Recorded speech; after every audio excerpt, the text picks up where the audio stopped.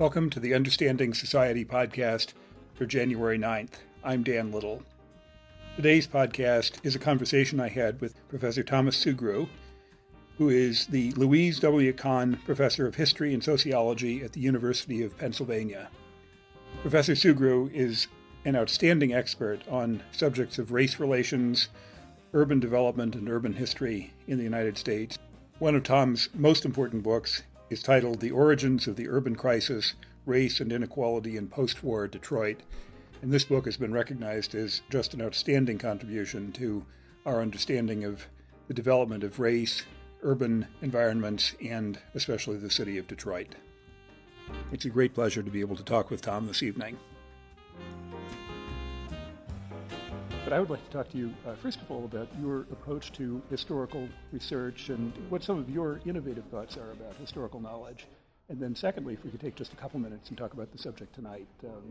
I personally think race is the biggest issue that our country is facing, and certainly the biggest issue that we're facing in the region. And I personally don't think we're making a lot of progress. Mm-hmm. But I'd be curious to hear you talk a little bit about some of your current thinking about race and segregation. But maybe if you could begin by talking about your kind of thinking and theories as an historian and a methodologist. Great. Thanks, Dan. Well, as a historian, I consider myself to be promiscuously interdisciplinary. That is, I read and think a lot about the work of other social scientists as well as my own fellow historians.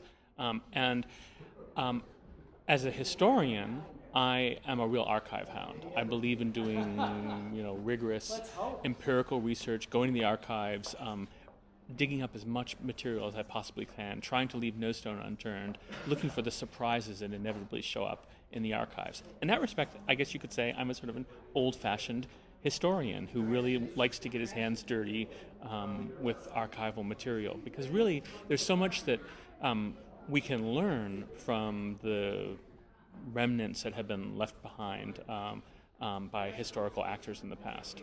But most historians get lost in the thicket of details that come from spending all this time in the archives, going through material, some of which hasn't been seen by anyone other than the person who produced it in whatever period that material covers. And there's a thrill and an excitement and a temptation to get bogged down in the thickness and wonderfulness and otherness of the historical material that you're looking at.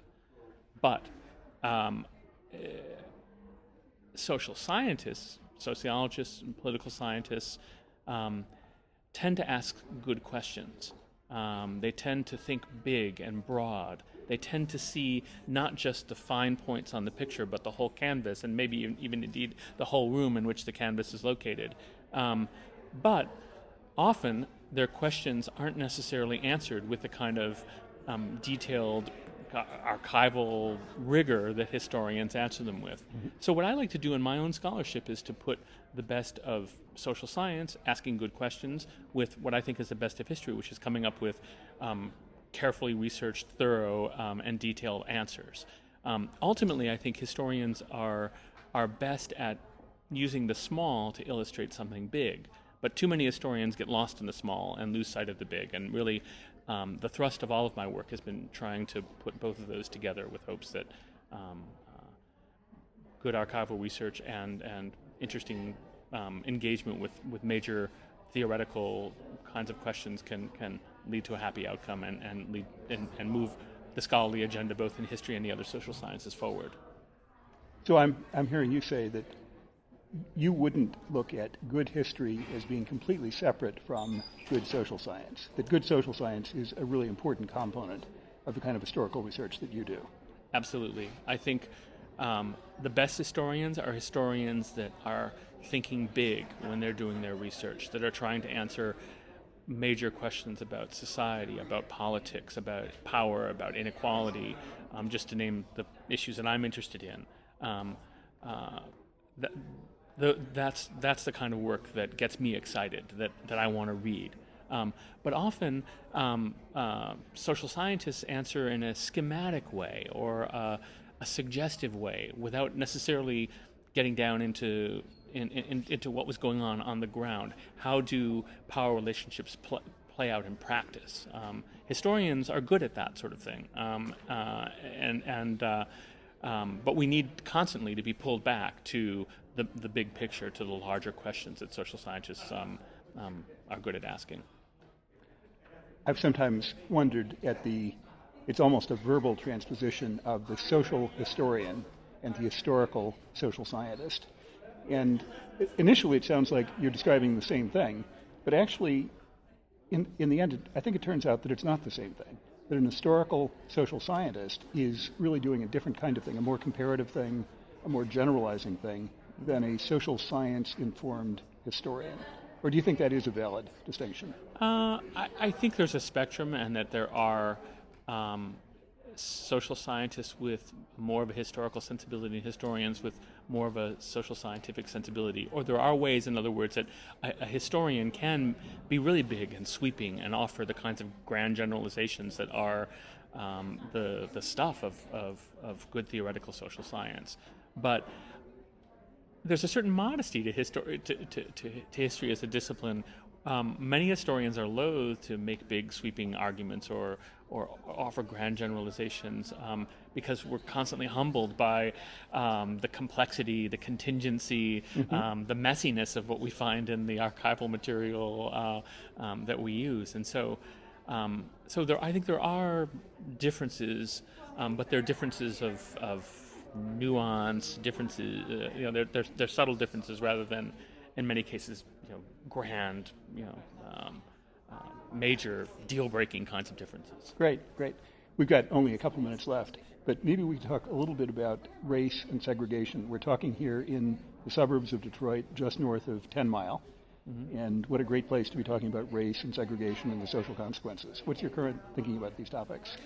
Yeah, I've been writing about this for a long time as a central theme in my work, and I just finished my book on the history of civil rights in the North over the course of the 20th century. And it's a story that ultimately is a story of a struggle that's incomplete and unfinished. And it's incomplete and unfinished to a great extent, I think, because the paradigm that civil rights activists in America in the mid and late 20th century have operated under is one looking at racial inequality, racism as a result of individual prejudices, of people's psychology, and really focusing on transforming the individual as a vehicle for transforming race relations writ large in the United States. This emerges, in the middle of the Cold War, at a moment when the social sciences are turning towards an emphasis on the individual in a long political frame in the United States of looking at individual morality as the central component of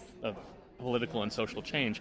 It's a problematic way of thinking about race and race relations, however, and one of the reasons why racial inequality remains so entrenched in urban space, in the economy, in our political institutions is precisely because it's built into these structures. It's a vehicle for reinforcing asymmetrical power relationships. Race isn't just what you or I think about someone with a different phenotype than ours. Race is a vehicle for the distribution of power and resources in a society. And until we come up with public policies that really get at that structural origin of racial inequality, we're going to face, persistent problems that we see, playing out in the workplaces, in the neighborhoods, in the schools of places like metropolitan Detroit, where we are this evening. Great. Well, Tom, thank you very much for taking a few minutes. I'm really eager to read your forthcoming book. Is it out, actually? It's coming out this fall. Great. It's in the hands of my editor as we speak. Excellent. Well, the Origins of the Urban Crisis, do I have that right? The older book, I think, is just a masterpiece. So I'm really eager to see the new book. Thanks. Well, I'm eager to see it too, more than you are, I think. Great.